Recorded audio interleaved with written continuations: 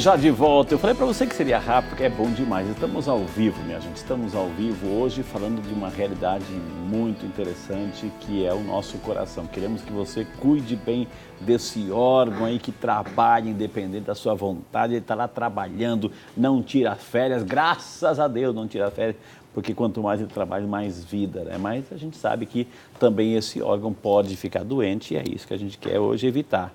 Por isso que estamos aqui com o Dr. César Davi, médico cardiologista, que aceitou o nosso convite aqui e brilhantemente está nos respondendo tudo sobre o nosso coração. Doutor, começaram a chegar as perguntas. Vai ligando também, vai colocando suas perguntas, viu, gente? A Maria Inês de Carvalho, de São João del Rei, Minas Gerais. Obrigado, dona Maria Inês, que Deus abençoe. Obrigado por estar conosco. Ela sente o coração batendo na cabeça, doutor. Quer saber por quê, né? Que o coração está batendo na cabeça. A sensação de que está batendo na cabeça. É a Maria Inês, doutor. Boa noite, Marinês. Assim, existem algumas doenças das válvulas cardíacas que a transmissão da batida do coração para as artérias, principalmente na região cefálica, na região da cabeça, é mais evidente. Até essas pessoas, se elas ficarem meio paradas, assim, elas começam a balançar, seguindo a batida do coração. Então, essas pessoas acabam tendo uma sensação maior. O ideal é ver se você não tem nenhuma doença nas válvulas cardíacas, principalmente na válvula aórtica, e sua pressão está bem controlada, que é um outro fator que dá essa sensação de sentir o coração na cabeça quando a pressão está elevada, e aí você tem essa sensação de que o coração está batendo na cabeça. Geralmente são as situações mais comuns, então a doença na válvula aórtica e uma pressão arterial mal controlada aí também. Né? Doutora, a Marilda Aparecida Moraes, de Amparo, São Paulo. Obrigado, dona Marilda, Deus abençoe.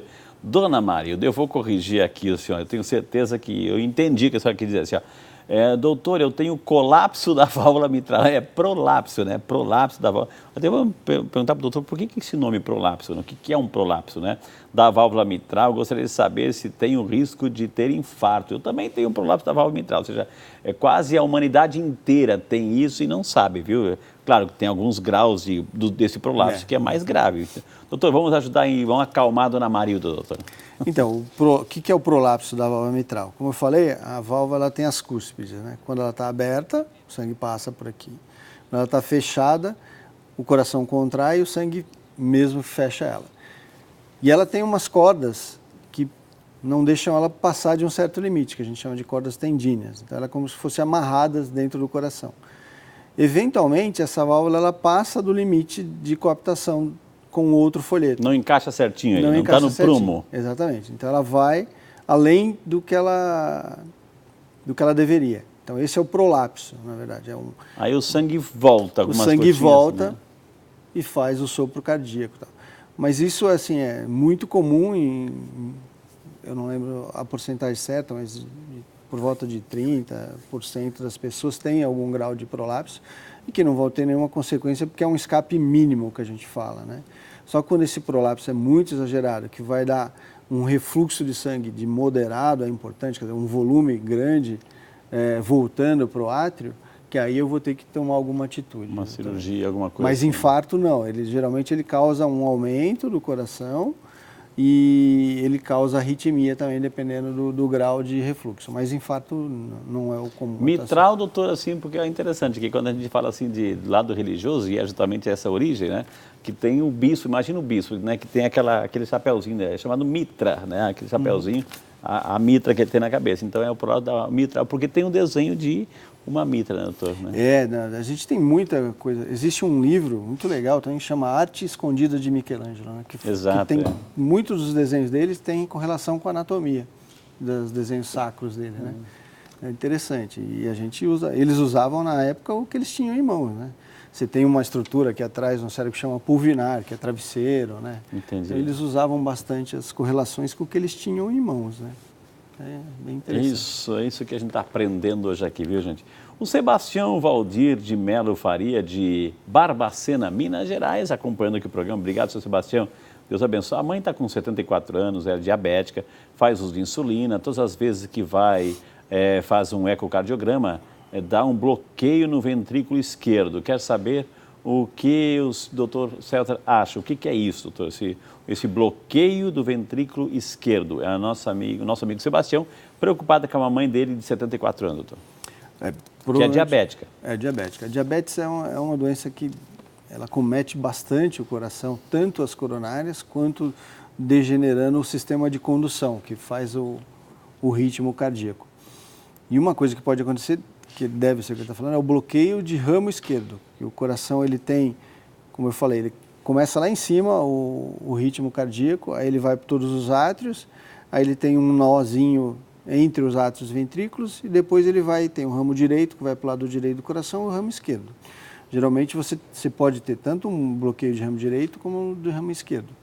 Em princípio, isso é só uma degeneração, ele não causa nenhum problema no funcionamento do coração, mas ele pode evoluir com alguma arritmia, um bloqueio total, e aí eu ter precisado de um marca-passo, pode acontecer.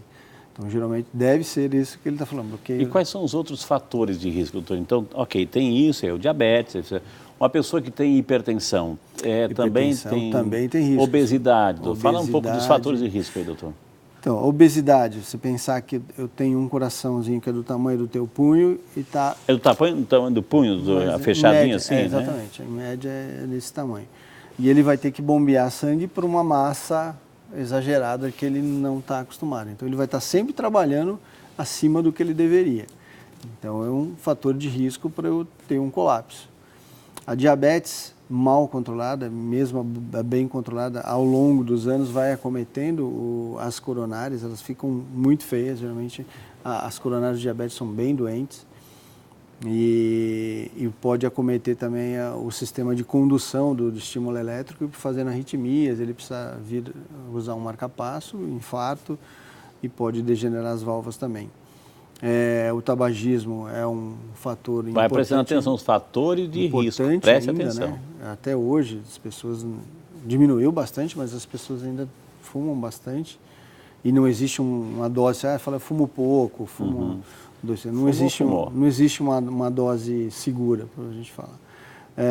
A pressão, uma hipertensão mal controlada, mal conduzida e a dieta, né? Hoje a gente sabe que uma dieta mal uma alimentação desregulada vai ser um fator importante. Aí Por exemplo, doutor, uma alimentação desregulada, ou seja, a pessoa estava acompanhando o programa agora, depois do programa vai comer um boi, né?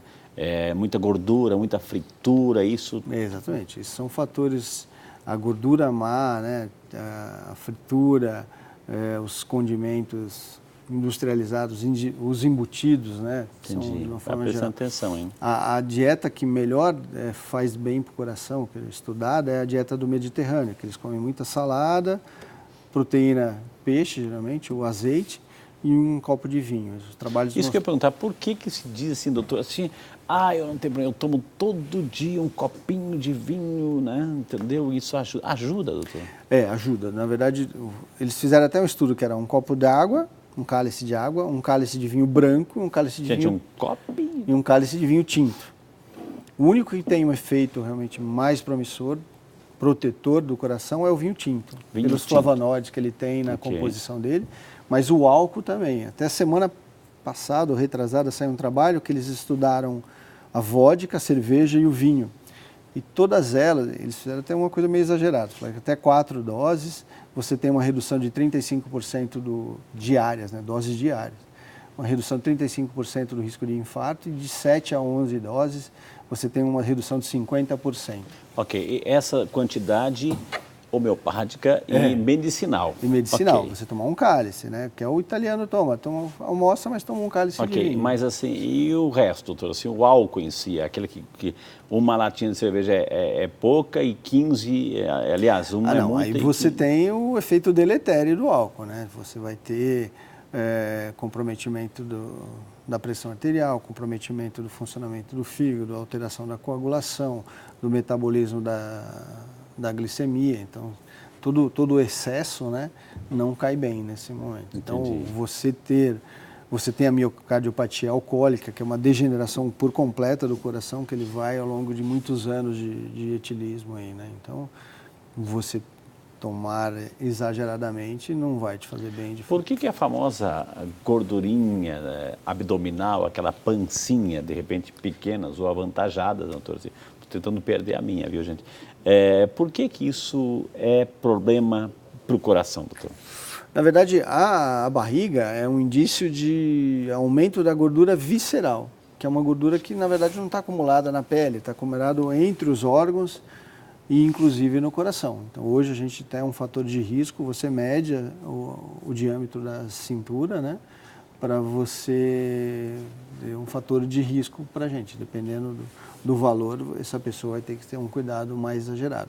Mas é porque ela é indicativo de aumento da gordura visceral, dos órgãos viscerais. Ou seja, a gordura que fica interna, doutor, Exatamente. aquela parte amarelada interna. Exatamente. Lá, né? Você tem até um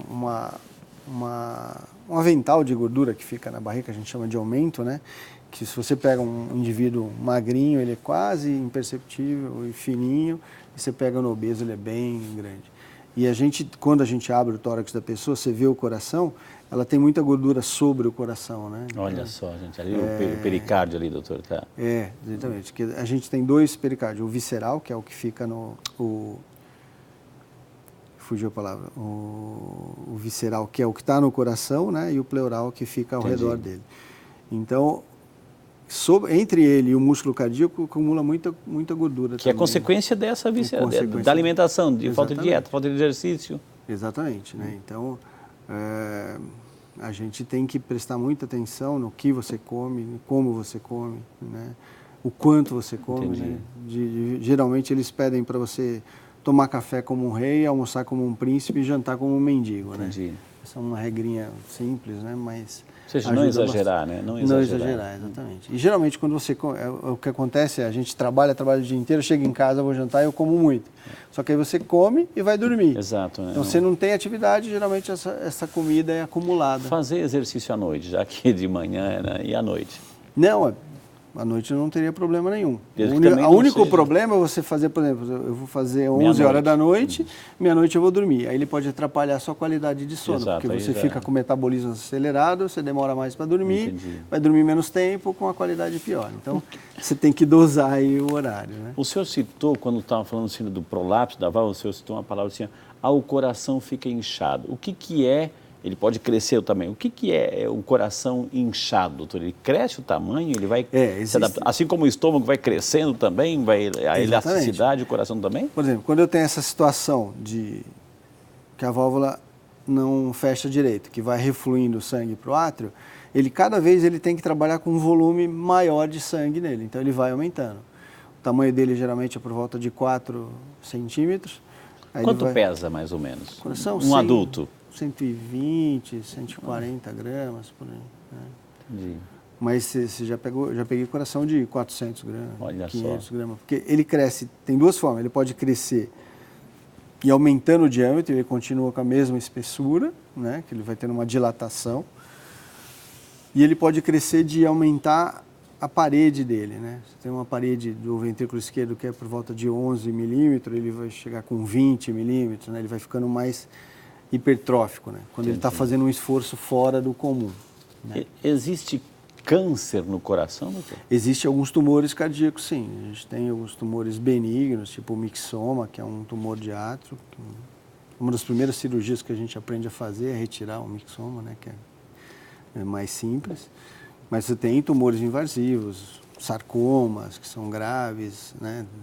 Do músculo, né? Da mesma forma que você pode acometer um músculo da perna, você pode também acometer o músculo. Né? Então, não são tão comuns. O mais comum é você ter tumores ao redor do coração, pulmão, esôfago que passa atrás do coração e acabam tendo um comprometimento ou só de compressão, ou às vezes eles começam a invadir mesmo a própria parede do coração. A gente ouve também, doutor, assim, cirurgia bem sucedida, graças a Deus, de transplante de coração, né? Ou seja, quando se a necessidade de transplantar um coração, é por quê? Por que chegou a esse momento, ou seja, a necessidade de um transplante? E como que é feito? Eu tiro o órgão e precisa ali coloca-se um coração artificial ali enquanto está sendo feito? Como é que é, doutor? Toda a cirurgia cardíaca, a gente tem a possibilidade de fazer ela com a circulação extracorpórea, que é a chamada máquina coração-pulmão. Então, eu crio um desvio do sangue, eu tiro o coração e o pulmão da jogada, na verdade. Eu pego, através de tubos, eu jogo o sangue venoso para a máquina tem uma bombinha, oxigena o sangue e ele volta para o corpo. Enquanto isso, o coração está parado e eu estou operando, né?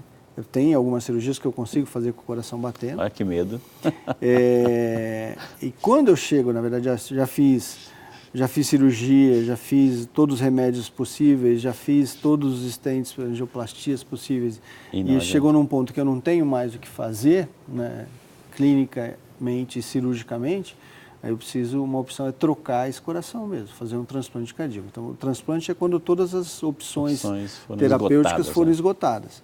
Eu posso colocar, existem os corações artificiais, os ventrículos artificiais, que é uma ponte para o transplante, né? Eu coloco ele para compensar o paciente enquanto ele aguarda na fila. Por um tempo, não definitivo. A grande maioria dos pacientes acabam morrendo na fila, porque a gente ainda não tem essa cultura de doar o coração, né? Geralmente o paciente pode até ser um doador, mas quando chega para a família assinar o termo, a família, não quero que mutile. Poxa, né? A gente vê tantos relatos emocionantes, assim, né? De pessoas que doaram, acho que está aí a grande mensagem, de pessoas que doaram, depois assim a pessoa recebeu um coração de alguém que já não está mais aqui, mas esse coração está dando vida para outros, assim, tantos relatos emocionantes. Então, na verdade não é só o coração, né? Exato, córnea, pele, osso, córnea, né? Rim, intestino, medula óssea, parede abdominal, hoje já fazem transplante também. E aí quando eu vou fazer um transplante cardíaco eu tenho duas opções, eu retiro aquele órgão que não tem mais o que fazer e coloco um outro órgão no lugar, por isso que eu tenho que ver tamanho da pessoa, a idade, para ter um coração mais ou menos compatível. Ou eu posso fazer, que não é muito comum, mas posso colocar ele em paralelo, ele é associado. Eu deixo os dois corações dentro do tórax ali, um ajudando o outro. Também existe essa possibilidade. Quase não é usado, mas uma técnica conhecida também. Vamos falar mais sobre isso, doutor? Eu vou pedir licença que, gente, uma coisa assim é séria que está chegando também, e a gente não tem coisa mais bonita que emocionar, né, o coração de uma mamãe, né? Está chegando aí mês de maio, mês das mães, e olha o que o nosso Shopping Católico está preparando para você aí, para homenagear e presentear sua mamãe, viu, gente? Aqui, ó, várias opções de gargantilha, de escapulário, de medalhinhas, de braceletes, enfim, escapulário dourado, terço, rosário, olha aqui, ó, tudo isso são opções do nosso Shopping Católico para você presentear aquela assim que você ama de paixão, que é a sua mamãe. Então vai ligando para cá e escolha alguma opção, é uma maneira também de você ajudar essa obra, mas acima de tudo, assim, para você deixar o coração, então tem até uma forma de coraçãozinho aqui, viu, gente? É uma forma de você deixar o coração de sua mamãe ainda mais feliz. A opção aqui do Shopping Católico para você, essa infinidade assim de produtos que vão assim levar qualidade de vida e acima de tudo essa emoção e espiritualidade. Por isso a gente quer levar espiritualidade aí para o coraçãozinho. Ela vai colocar assim no pescoço, né? Ou no orelha, no ouvido, assim, vai deixar bem pertinho do coração. Então o coração vai bater, inclusive, assim, cheio de emoção, cheio de alegria, viu, gente? Então, com essas assim, informações, dicas valiosas, a gente já está rindo aqui, porque gostou do meu argumento, Então nós vamos chamar o intervalo, na sequência temos muito mais informações para você. Hoje, problemas cardiovasculares com o Dr. César. Vai ligando, vai dar uma consultadinha, liga para cá, 19-3871-9620, dá uma ligadinha para o Shopping Católico para perguntar, eu quero saber mais de perto, quero mais detalhes. Tem uma equipe de plantão agora atendendo você, a gente volta já depois do intervalo.